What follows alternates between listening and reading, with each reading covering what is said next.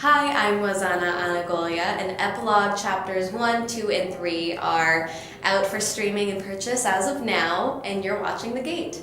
What's it like, diving into a schedule where you're going to be releasing a lot of singles over just a few weeks? It's pretty nerve-wracking, but I kind of prefer this because, it's momentum over an extended period of time rather than just build up and here it is and that's it, Do you agonize a bit over which singles come first and which ones come last?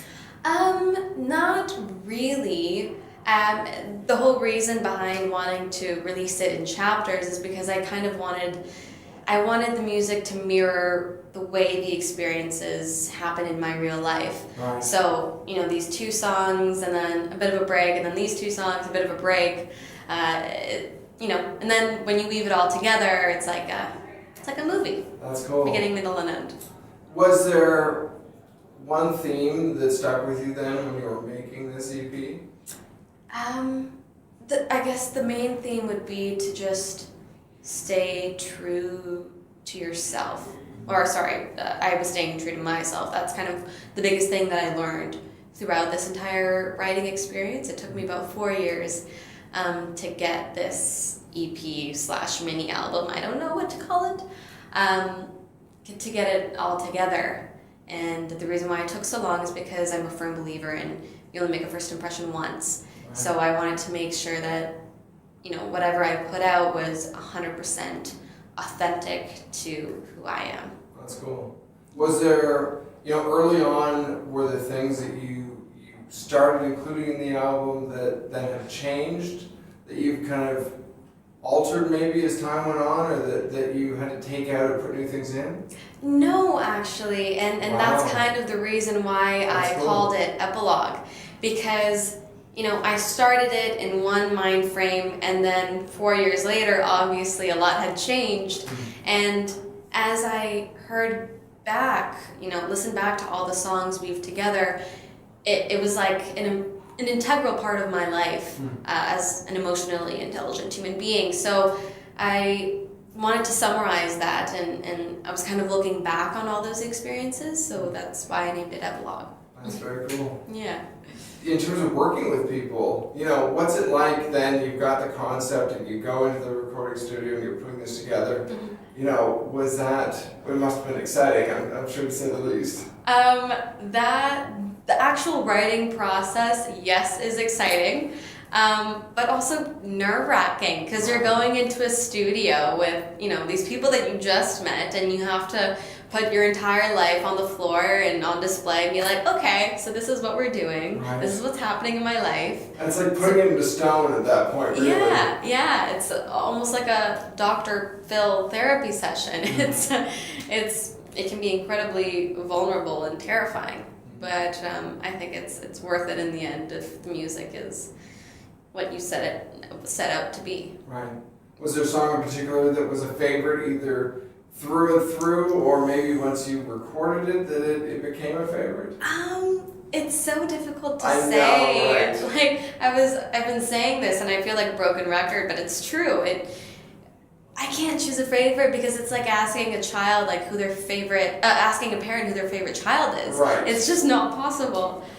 They were all written for different reasons and in different mindsets, and each one serves its own purpose. I feel like my favorite always changes for that reason. So I think right now, because it was just released, I would say it's Never Want to See You Again. Right. But ask me a week from now, it'll be different. Did you, basically in terms of working on the album and everything else, and you get through the end, and then it's this reward time almost. Mm-hmm. Do you start getting new ideas then for, I know you've got a full album coming in 2018, is that right? Yes, that is right. So how does that album influence the next one, or have you already been working on all that stuff? So, the album will be, all of these singles stitched together along with some live performance stuff, live audio, and maybe a surprise track. Cool. Yeah, so it's not necessarily a lot of like new a material. Whole new material. Yeah. Although I am eager and working on that as well. You are. So then this Time to has move on. influenced to some degree what you're doing next. To some degree, yes. Yeah, for sure. Cool. Where are the origins of your music interests? Like do you remember when you first started getting interested in music? Yeah, I mean, I've always been interested in music, and music has always been such a huge part of my life.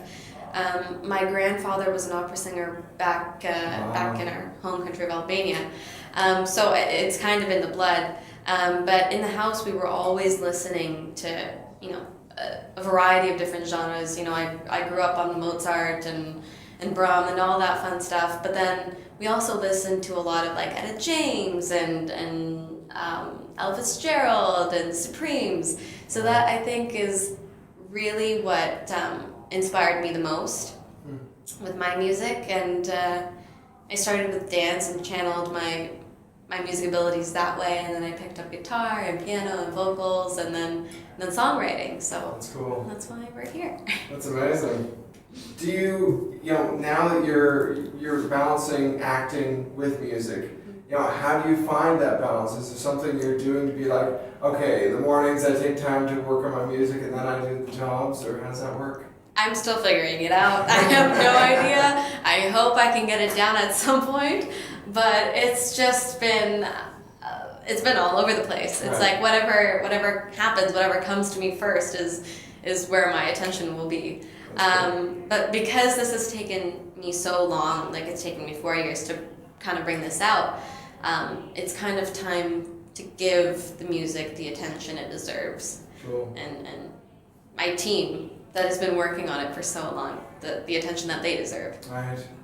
Do you have people you want to collaborate with long term that you haven't yet, that you're hoping like you can bring in on new things down the road?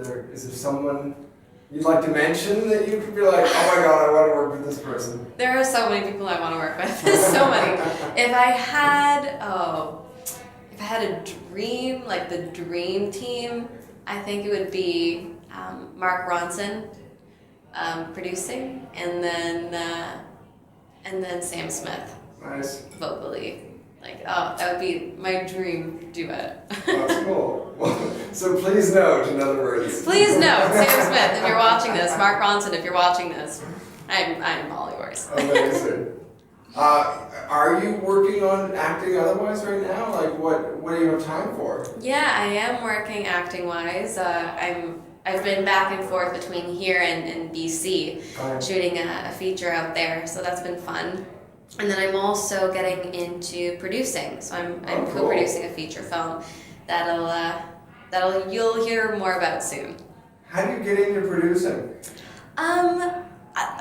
That kind of just happened. I don't even know how to describe it. It's not something I really set out to do, at least not this early in my career. I mean, it's been 13 years, but not this early. Yeah, my friend. You can be a producer at any age, though, and that does. Yeah. It makes me wonder why there aren't more young producers, maybe, to influence the type of content we see.